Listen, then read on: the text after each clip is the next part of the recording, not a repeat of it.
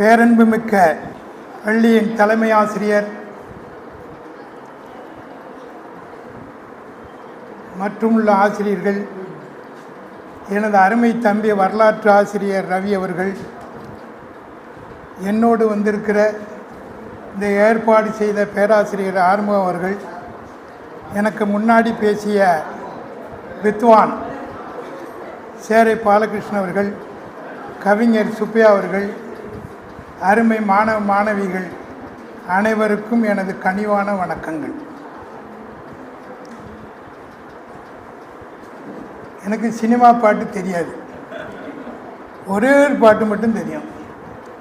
பகலிலே சந்திரனை பார்க்க போனேன், இரவிலே வருவதாக ஒருத்தி சொன்னாள்.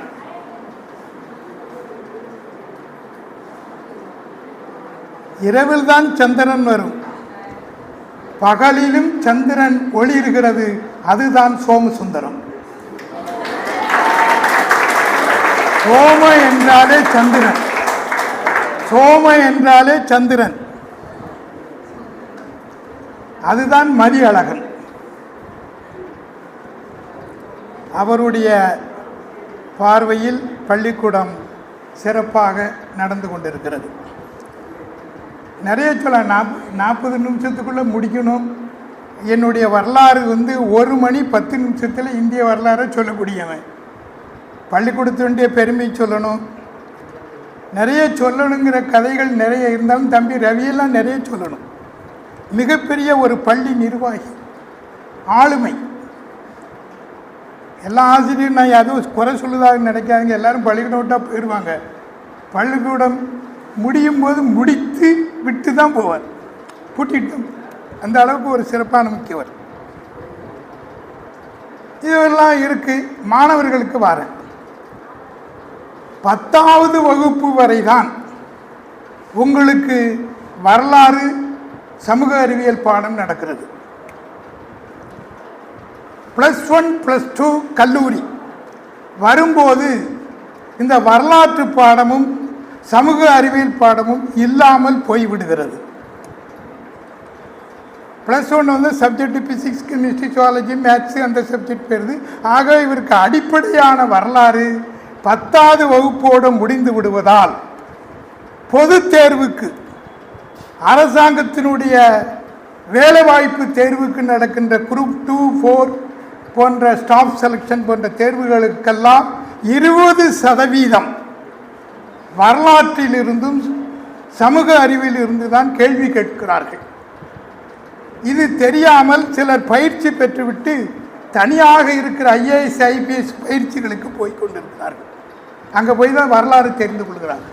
நீங்கள் வரலாறை தெரிந்து கொள்ள வேண்டும், அது இந்திய வரலாறை நன்றாக தெரிந்து கொள்ள வேண்டும். அதுபோக வரலாறு பாட 2 வருஷம் நடத்தணும். ஆக இந்த வரலாறை நான் 1 மணி 10 நிமிடங்களில் அண்ணா நூற்றாண்டு நூலகத்தில் சென்னையில் இருக்கிறதில் நடத்தினேன். மதுரை காமராஜ் பல்கலைக்கழகத்தில் நடத்தினேன். மனோன்மணி அங்கங்கே நடத்தினேன். இந்த வரலாறு நீங்கள் தெரிந்து கொண்டால் ஒவ்வொருத்தரும் எப்படி முன்னேறி இருக்கிறார்கள் என்று அந்த வரலாறை தெரிந்தால் நாம் முன்னேற முடியும்.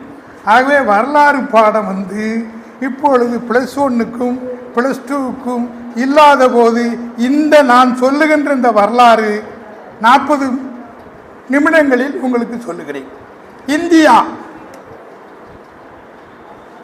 இந்தியா என்கிற இந்த நாட்டில் மாவீரன் அலெக்சாண்டர் படையெடுத்தார். இது வரலாறு.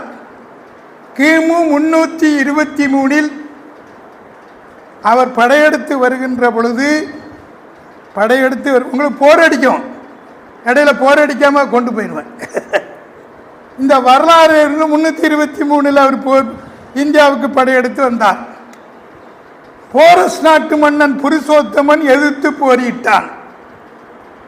இந்து மன்னன் அம்பி என்பவன் தம்பியானான், சமாதானமானான், பயந்து போனான். இதெல்லாம் விளக்கணும்னா நிறைய நேரம் ஆயிரும், அது 4 வரைக்கும் ஆயிரும். இப்படி வந்த அலெக்சாண்டர் 5 நதி ஓடுகின்ற சிந்து நதி, சீலம், சீனாப், ராவி, பியாஸ் அந்த 5 நதியில் ஒரு நதியாக சீல நதியை கடந்து செல்லுகின்ற பொழுது பாபிலோன் என்னும் இடத்தில் சன்னி காய்ச்சலால் கிமு 323 ஜூன் 19ஆம் தேதி அலெக்சாண்டர் காலமானார். அடுத்த கேள்வி நீங்க கேட்கணும், ஏன் 33 வயசில் காலமானார் என்று நீங்க கேட்கணும், அல்லது உங்க மனசுல சிந்தனை ஓடணும். மாவீரர் ஐஸ் கட்டி தண்ணியில் போனதால் தண்ணி காய்ச்சல் வந்து இறந்து போனார். சரி, அப்படி போயாச்சு. அவருடைய போர்படை தளபதிகளில் ஒருவரான செலியுகஸ் நிகோடர், போர்படை தளபதிகள் ஒருவரான செலியுகஸ் நிகோடர் நம்ம இந்தியாவில் இருக்கிற பஞ்சாபின் மீது படையெடுக்கிறார். பஞ்சாப்னா என்னது? 5 நதி ஓடக்கூடிய இடம் தான் பஞ்சாப். சீலம், சீனாப், ராவி, பியாஸ், சட்லஜ். அதனால பஞ்சாப். அங்கதான் நமக்கு வயிற்றுக்கு கிடைக்கக்கூடிய கோதுமை விளைகிறது. அந்த பஞ்சாபை எடுத்து செலியுகஸ் நிகோடர் போரிட்டார். அவர் போரிடுகின்ற பொழுது எதிர்த்து நின்றவர் சந்திரகுப்த மௌரியர். சந்திரகுப்த மௌரியர், இது 10ஆம் கிளாஸ்ல நீங்க தெரிஞ்சிருக்கீங்க. அவருக்கு பின்னாடி இருந்தவர் அர்த்த சாஸ்திரம் எழுதிய சாணக்கியர். அவருக்கு பின்னாடி எப்படி போர் பண்ணணும்னு சொல்ல. இந்த சந்திரகுப்த மௌரியர் செலியுகஸை ஏற்று போரிட்டு வெற்றி பெற்றார். செலியுகஸ் கூட தோத்து விட்டார். தோத்த உடனே சமாதான உடன்படிக்கை என்ன செய்தார்? தன்னுடைய அருமை மகளை சந்திரகுப்தருக்கு திருமணம் செய்து கொடுத்தார். திருமண உறவு வந்துட்டு. இதனால 4 இடங்களை சீதனமாக, மகட்கொடையாக, வரதட்சணையாக அப்பவே வந்துட்டியா. பலுஸ்தான, ஹிராவூட், காண்டகார், காபூல் ஆகிய இடங்களை கொடுத்தார். ஆகவே மௌரிய பேரரசு விரிவு அடைந்து விட்டது. ஒரு சந்திரகுப்தர் ஆண்டார், அவருடைய மகன் பிந்துசாரர் ஆண்டார், அவருடைய மகன் அசோகர் ஆண்டார். கலிங்க நாட்டின் மீது படையெடுத்தார். கலிங்க நாடுன்னா ஒரு நாடுன்னு நம்ம சொல்லுவோம். அது இன்னைக்கு எந்த நாடு, எந்த ஊருன்னு யாருக்காவது தெரியுமா? தெரிஞ்சா 100 ரூபாய் பரிசு. இன்றைய ஒரிசா, அன்றைய கலிங்கம். அது படையெடுத்தார். போர் நடந்தது, இரத்த ஆறு ஓடியது, லட்சக்கணக்கானவர் செத்து போய் விட்டார்கள். இந்த மண்ணை மீது ஆசைக்காக நாம் இந்த போரை செய்ய வேண்டுமா என்று சொல்லி, இனிமேல் போரே நடக்காது, இனி போர் முரசு கொட்டாது, அறமுரசு கொட்டும் என்று சொல்லி புத்த மதத்தை தழுவினார் அசோகர். அது என்ன புத்த மதம்? எந்த உயிரையும் கொல்லலாகாது. இது 5ஆம் கிளாஸில் சொல்லிக் கொடுத்துருக்கணும். சொல்லிக் கொடுத்திருந்தால் தற்கொலையும் நடக்காது, கொலையும் நடக்காது. எந்த உயிரையும் கொல்லலாகாது. வள்ளலாருடைய தத்துவத்தை அப்பொழுதே சொன்னவர் புத்தர். அறமுரசு. அப்புறம் மௌரிய பேரரசு ஆட்சி முடிஞ்சு வச்சு புத்த மதம் பரவிட்டு அங்கங்க பரவிட்டு ஒரு 111 ஆண்டுகள் சுங்கக்குடியினர்னு ஒரு இந்து சாம்ராஜ்யக்காரர் ஆண்டார். அதுக்கப்புறம் அதெல்லாம் சொல்லதுக்கு நேரம் இல்லை.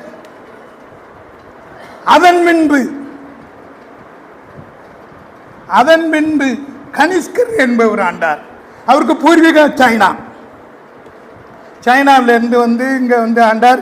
அவர் புத்த மதத்தை உருவ வழிபாடு மகாயினம் ஹினாயினம்னு சொன்னார். அவை கனிஷ்கர் ஆண்டு போயிட்டார். அதுக்கப்புறம் குப்தர்கள் ஆண்டார்கள். அசுவமேத யாகம் நடத்திய புத்தர்கள் என்கிற ஒரு இந்து மன்னர் புத்தருடைய காலத்துக்கு பின் இந்து சாம்ராஜ்யம் மறுமலர்ச்சி பெற்றதாக குப்தர் அரசு சொல்லிச்சு. அதன் பின்பு கர்சர் ஆண்டார். அவர் நல்ல அரசர். அந்த அரசர் எப்படி வந்தாருன்னு, கர்சர் எப்படி வந்தாருன்னு சொன்னா அது ஒரு 3 கொலை. பிரபாகவர்த்தனன், ஹர்ஷவர்த்தனன், ராஜவர்த்தனன், கண்ணோசி, இப்படி பல கொலைக்கு அப்புறம் 14 வயசுல கர்சர் மன்னர் ஆனார். அப்படி ஒருத்தர் இருந்தார். அதெல்லாம் விளக்கு சொல்லணும், அதெல்லாம் ஒரு தனி பாடம். 40 நிமிஷம்.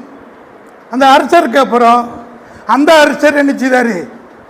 தென்னிந்தியாவுக்கு வந்துட்டார், நம்ம தெற்க வந்துட்டார். தெற்க வந்து சாளுக்கிய மன்னன் 2ஆம் புலிகேசி என்பவர் இடம் தோற்று போனார். யாரு? ஹர்ஷர். ஆக வடக்கேர்ந்து வர்றவன் தெற்க உள்ள நுழைய முடியல, இன்னைக்கு நுழைய முடியல.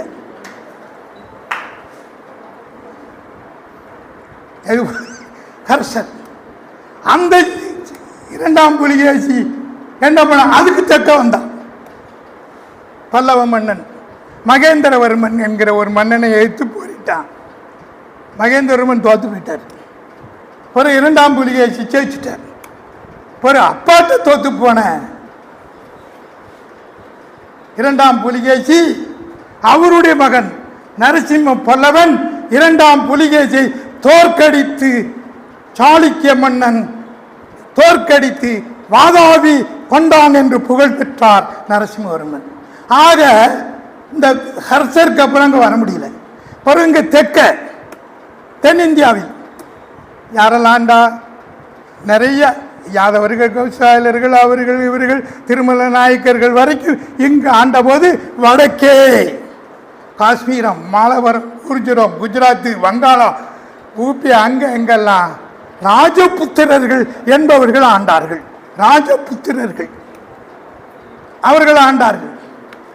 அவர்கள் நல்லவர்கள், வல்லவர்கள், வீரமிக்கவர்கள், தீரமிக்கவர்கள், போரில் வெற்றி பெற்றால் மகிழ்ச்சி அடைபவர்கள், தோற்று போனால் தற்கொலை செய்து கொள்பவர்கள், அரசி தீ குளித்து விடுவார், அவ்வளவு மிக்கவர்கள்.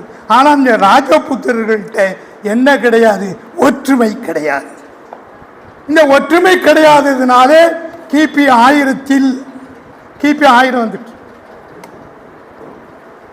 வட இந்தியாவில் இந்த கைவர் கணவாய், போலன் கணவாய் வழியாக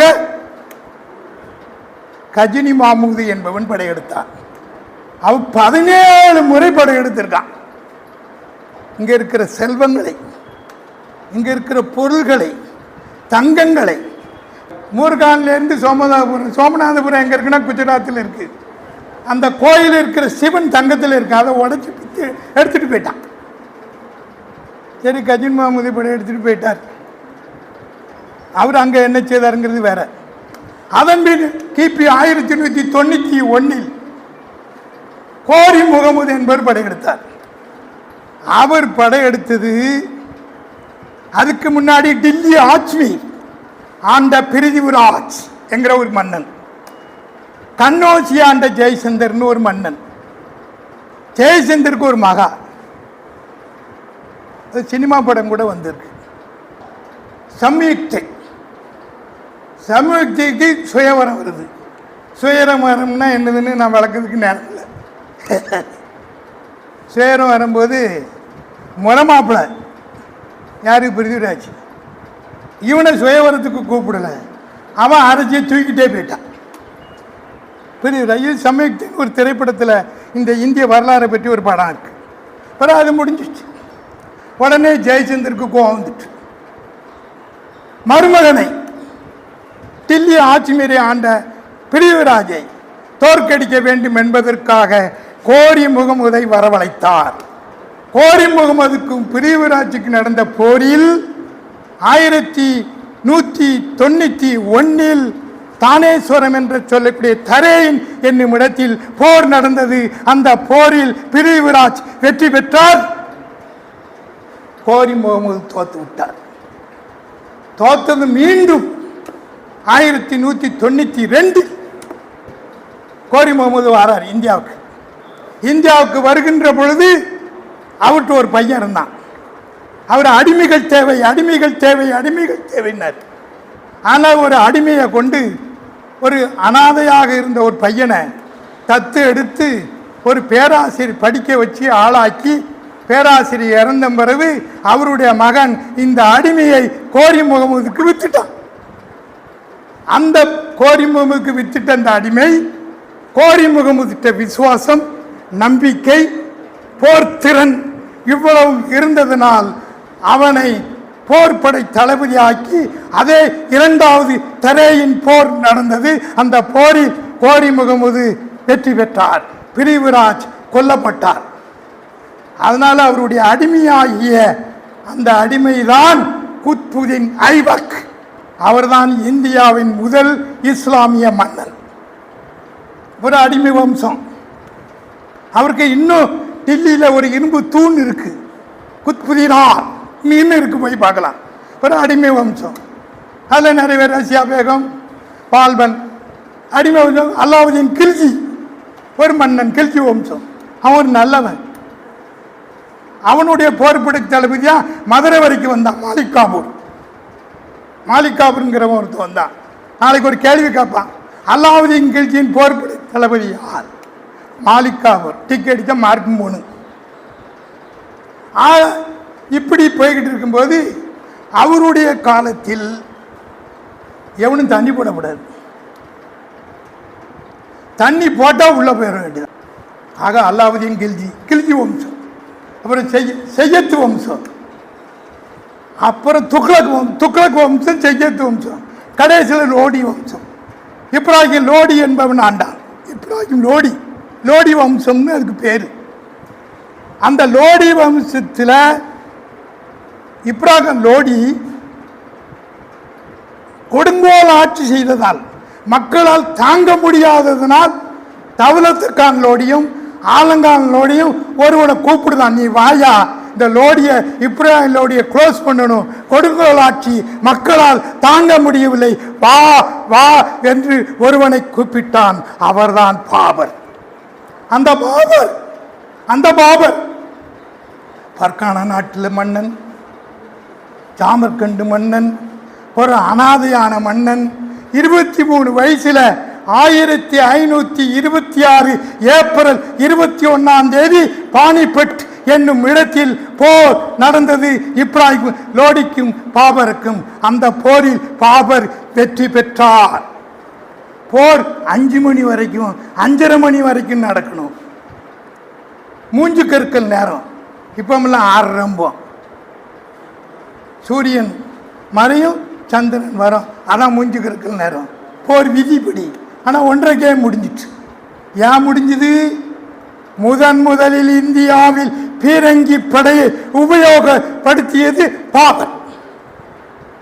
அந்த பாபருக்கு பின் அவருடைய மகன் ஹுமாயூன் ஆண்டார். ஹுமாயூன் ஆளுகின்ற பொழுது இன்னொருத்தன் வந்துட்டான், ஆப்கானிஸ்தான்காரன், சர்சா என்ற ஷேர்கான் ஆண்டனால ஹுமாயூன் அனாதை ஆயிட்டார். ஹுமாயூன் அனாதை ஆனதுனால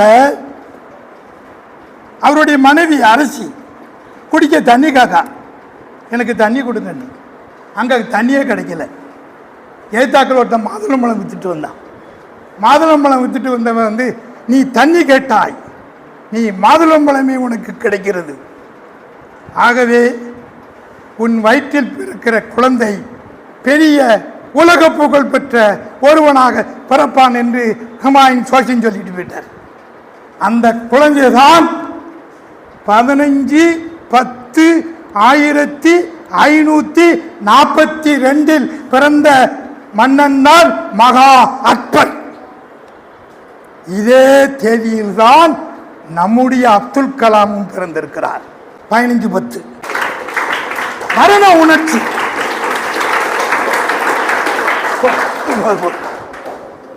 இதே 15/10 நேற்று தான் அவருடைய நினைவு நாள். அப்துல் கலாம் 15/10 தான் பிறந்தார். அக்பர் பிறந்த அன்னைக்கு தான் பிறந்தார்.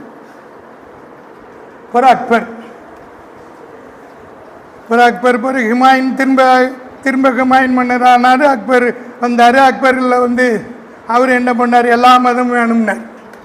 எல்லா மதமும் வேணும்னார். இந்து மதத்தில் உள்ளது, புத்த மதத்தில் உள்ளது, சைன மதத்தில் உள்ளது, சீக்கிய மதத்தில் உள்ளது, எல்லாத்தையும் எடுத்து தீநிலாயின் ஒரு மதத்தை கொண்டு வந்தார். ஒரு கேள்வி கேட்பான், தீநிலாயி மதத்தை உருவாக்கியவர் யார்? 4 பேர் பேரில் அக்பர். ஆக அக்பர் தீநிலாயி பண்ண பிறகு அக்பர் முடிஞ்சுது. அக்பருக்கு அப்புறம் அவருடைய மகன் பேர் யாருக்காவது தெரியுமா? சகாங்கியர். சொல்ல வேண்டாம்னு நினைச்சேன். சகாங்கியர் பேர். அவரு ஆளலை. அவர் பெஞ்சாதி தான் ஆண்டா. அதான் கிச்சன் கேபினெட். அந்த கிச்சன் கேபினெட் பேரா தெரியுமா? உலக பேரழகி நூர்ஜஹான் பேகம். அந்த சகாங்கியர் இந்தியாவில் ஆளுகின்ற பொழுதுதான் இதுக்கு இடையில மெகஸ்தனீஸ்னு ஒருத்தன் இருந்தான்.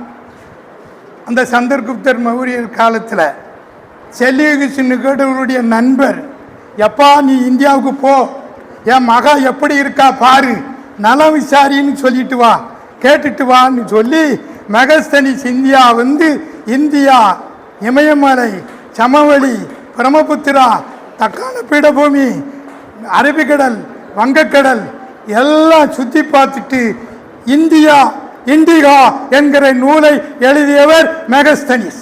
இந்த நூல் அங்கே போயிட்டு அதை படித்து பார்த்து போட்டு இங்கு கிடைக்கிற முந்திரி பருப்பு, முந்திரி பழம், ஏலக்காய், கிராம்பு, இஞ்சி, இந்த வாசனை திரவியங்களை ஐரோப்பாவில் இருக்க மன்னர் இசபெல்லாவுக்கு தேவைப்படுது.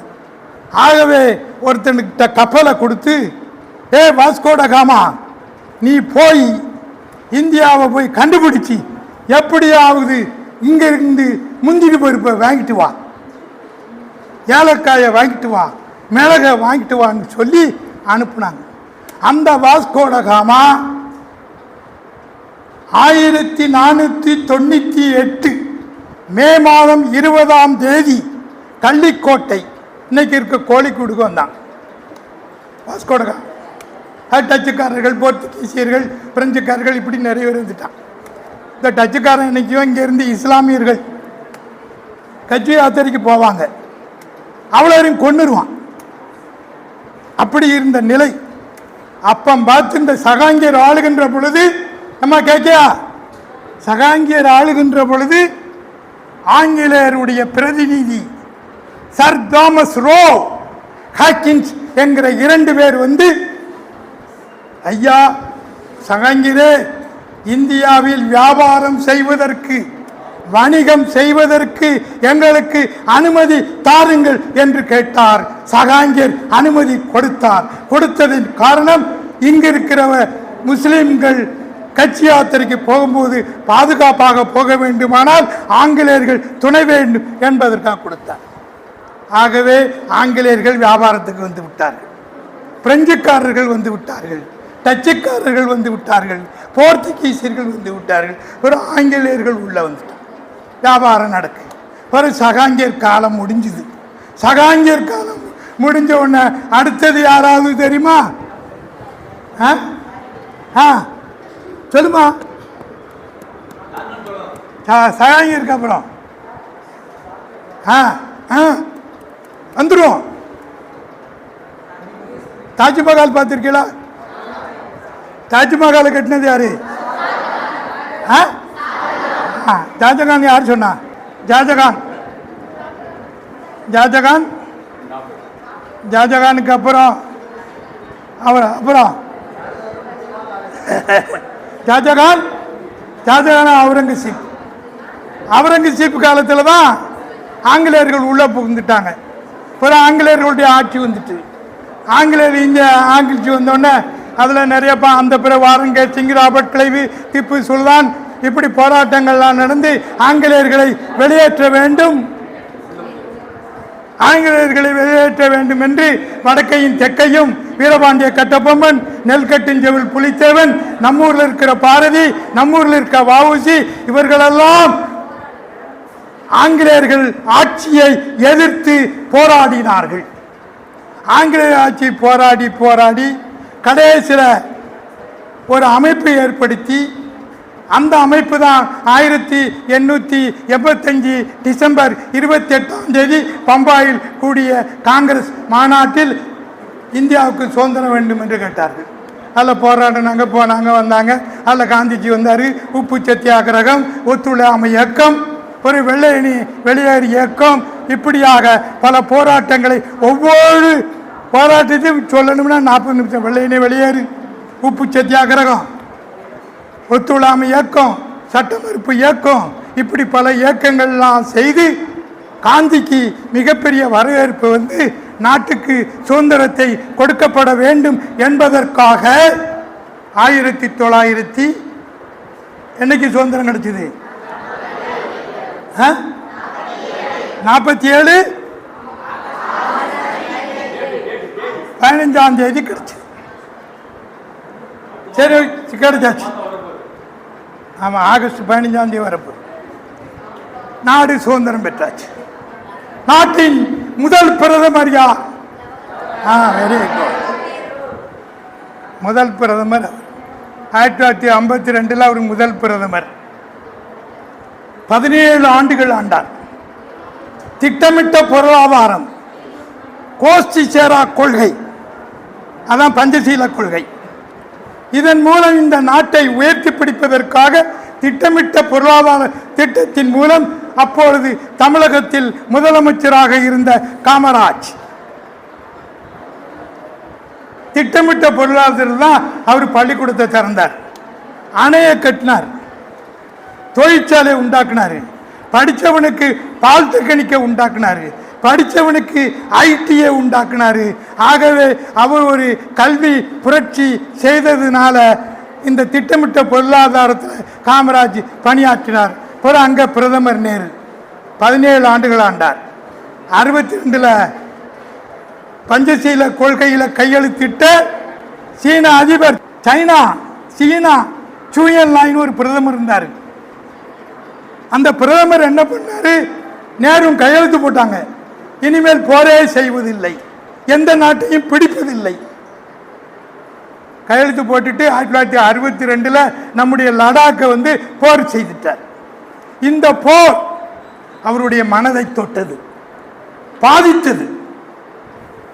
அது நிறைய சொல்லலாம், நேரம் இல்லை. ஆகவே அந்த போர் நடந்தபோது அவர் மனதை தொட்ட உடனே டேராடூனில் ஓய்வெடுத்த நேரு காலையில் 1964 மே 27ஆம் தேதி திடீரென்று காலமானார். அப்பொழுது ஒருவர் சொன்னார், நேரு காலமானார், இனி இந்த நாட்டை யார்தான் காப்பாற்றுவார்? ஆண்டவன் தான் காப்பாற்றுவார் என்று ஒருவர் சொன்னார். அவர்தான் மூதறிஞர் ராஜாஜி. இனி ராஜாஜி யாருன்னு உங்களுக்கு தனி வழக்கம் சொல்லணும், அது தனி பாடம். அந்த உடனே இந்த விருதுநகர் காமராஜ், நம்ம காமராஜ், கல்வி எழுச்சினால் கொண்டாடின காமராஜ் டில்லிக்கு போய் அடுத்த பிரதமரை தேர்ந்தெடுத்தார். அடுத்த பிரதமர் பேர் தெரியுமா? அடுத்த பிரதமர் தம்பி கொஞ்சம் வந்துட்ட, இந்திரா சொன்னார் கொஞ்சம் வந்துட்ட, இன்னும் கொஞ்சம் அதுக்கு முந்தி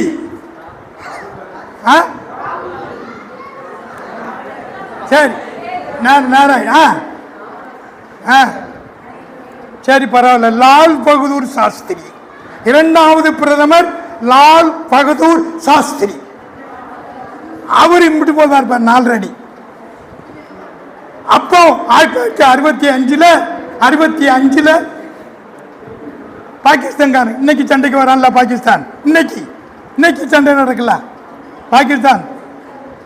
அந்த பாகிஸ்தான் அப்பமே சண்டை வந்துட்டு, இந்தியாவுக்கும் பாகிஸ்தான் சண்டை அந்த போரில் லால் சாஸ்திரி வெற்றி பெற்றார். வெற்றி பெற்றது எப்படின்னு சொல்றதுக்கு நேரம் இல்லை. 12 பேரும் சமாதானம், ஆப்கானுக்கும் லால் சாஸ்திரிக்கும்.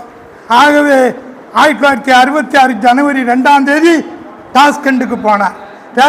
பேசினாங்க 8 நாள் பேசி ராத்திரி சமாதானமாகி முடிச்ச பிறகு இரவு தூங்குதாரு, செத்து போயிட்டார் லால் சாஸ்திரி. அடுத்த பிரதமர், 3வது பிரதமர் என்னப்பா கொஞ்சம் சொன்ன திருமதி இந்திரா காந்தி பிரதமர் 3வது. ஒரு 4வது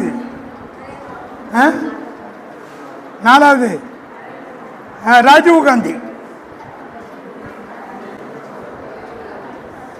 காந்திக்கு அப்புறம் விபி சிங்குக்கு அப்புறம் சந்திரசேகருக்கு அப்புறம் நரசிம்மராவ் தான் தாராளமயமாகுதல், உலகமயமாகுதல், எல்லார் கையிலையும் 1000 500 அப்பதான் இருந்தது. நரசிம்மராவ் அதுக்கப்புறம் நரசிம்மராவுக்கு அப்புறம் ஒருவர் வந்தார் போனார், தேவகவுடா.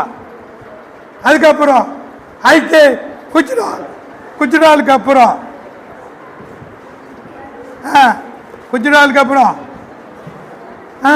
வந்துடும் வாஜ்பாய். யாரு?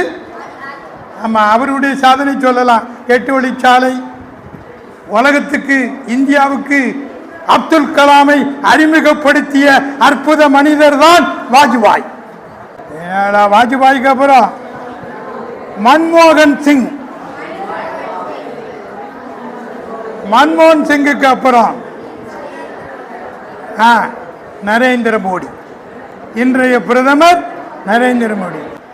இதான் இந்திய வரலாறு. இதை பற்றி நீங்கள் ஒவ்வொருவரும் தனித்தனியாக இவர்களை பற்றி பத்திரிகைகளிலும் பல பாட புத்தகங்களிலும் வருவது உங்களுடைய பொது அறிவை வளர்த்து கொண்டால் நீங்கள் மிகப்பெரிய ஆளுமை திறனாக வருவதற்கு வாய்ப்பு கிடைக்கும். இந்த பள்ளியில் படிக்கிற +1 +2 இங்கு படிப்பவர்கள் அனைவரும் உயர்ந்த உத்தியோகம் பார்க்க வேண்டும் என்று எல்லாம் வல்ல இறைவனை வேண்டி இந்த அருமையான வாய்ப்பை தந்த தலைமை ஆசிரியர்களுக்கும் ஆறுமுக அவர்களுக்கும் என் தம்பி அவர்களுக்கும் பொறுமையாக கேட்ட மாணவிகளுக்கும் நெஞ்சார்ந்த நன்றியும் பாராட்டும் தெரிவித்து எனது உரையை இத்துடன் முடிக்கிறேன். வணக்கம்.